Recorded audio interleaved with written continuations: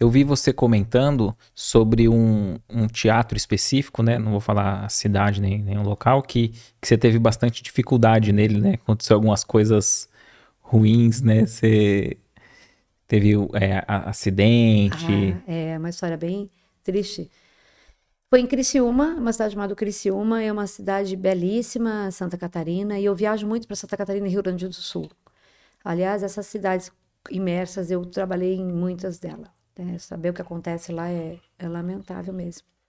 Bom, Criciúma foi uma cidade que o diretor que trabalhava conosco na época do Renúncia, o Renúncia Grande, isso aconteceu na época da Copa do Mundo, e ele foi um dia antes do jogo. Então, para ver o jogo no dia seguinte, eles foram montar o cenário no dia anterior para poder se liberar para ver o jogo e depois no dia ia ter a peça. E foram para esse teatro. Maravilhoso o teatro. E tem uma escada que ela existe até hoje lá. E é uma escada, ela é muito, ela tem um suporte, ela é aqui. Só que essa base não aguenta, né? Ela não, ela é errada. E ele estava acima de 16 metros, montando o cenário, com duas pessoas colaborando por baixo, mas é uma escada muito pesada. E houve um piso errado, a escada caiu, e não foi a primeira vez, e ele caiu em cima da escada. Ele quebrou da parte do pescoço toda para baixo. As costelas, os braços, as pernas. Para tirar ele de Criciúma para cá, foi necessário uma ambulância e ele não podia dobrar. Para entrar no prédio, teve que. Você não está entendendo, não podia entrar no elevador, foi pela janela, corpo de bombeiro foi. Ele ficou 8 meses na cama. Então já dá. E Sim. então, quando aconteceu isso, no dia seguinte tínhamos peça de teatro com 700 pagantes. E eu não tinha ele, que era o técnico que soltava som e luz, e sem trilha, e sem. Não dá para fazer a peça. Às pressas, eu mandei um técnico de São Paulo para Criciúma para cobrir a ausência dele. E esse técnico foi no avião, ouvindo a trilha, que não conhecia, com o texto, chegando lá, vamos ensaiar. Ensaiaram exaustivamente durante o dia para apresentar à noite. E falou: se não, alguma coisa acontecer, vocês tocam e vão embora, né? E dito e feito, ensaiaram, ensaiaram, ensaiaram.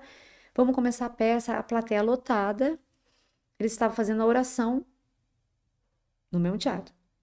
Dali a pouco, no meio da oração, o ator, Roger, começa a convulsionar. Convulsionou e caiu no meio da roda de oração. A Débora Muniz, que é uma grande artista e já fez muita peça espírita e é da doutrina, olhou e falou: meu Deus, ele estava muito mal ali, roxo. Saiu correndo na plateia e falou: tem algum médico aqui na plateia? Tem um ator passando mal. O médico que tinha operado o nosso paciente do dia anterior estava na plateia, era um médico espírita. Saiu correndo, viu, falou: tá tendo AVC. Chamou a ambulância e levou. A Débora foi pro palco e falou: olha, gente, aconteceu isso, eu não tenho condições de fazer. Se vocês quiserem retirar o seu ingresso, está disponível. Ou daqui amanhã nós estaríamos em Lages, no dia seguinte não sei aonde, a gente pode voltar nesse dia, que seria a nossa folga, a gente volta, se o teatro permitir, a gente vem fazer para vocês. Ninguém pegou ingresso, todo mundo foi embora, entenderam, foram embora. E esse Roger foi para o hospital. Ele foi para o hospital, no dia seguinte tinham 2 sessões na cidade seguinte, lotadas. Teve que ir parte do elenco com o laudo médico de um AVC e do outro todo quebrado, em rede local, Globo, para mostrar e comprovar que não podia fazer, porque não tinha como substituir um ator com tantos diálogos e tanta coisa em cima da hora, Olha. entendeu? E teve AVC, e não fizemos, tivemos que devolver todos os ingressos. E na cidade seguinte, também. E quando chegou na época de voltar para fazer lá, o ator já estava um pouquinho melhor. O médico falou: não sei se ele vai conseguir, vamos fazer. Fez. Aí cumpriu em Criciúma. De lá nós não conseguimos avançar, ele começou a passar mal de novo, voltamos para São Paulo.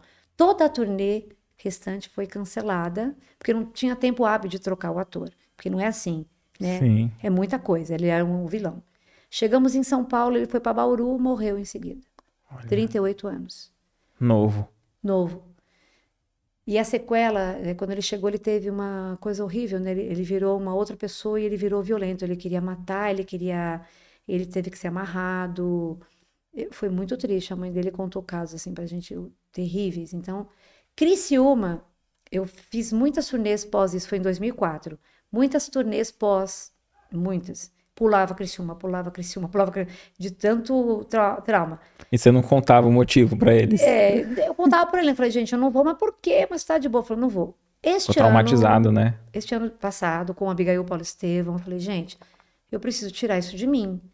Aí eu liguei pro teatro, expliquei pro administrador que é uma graça. Falei, olha...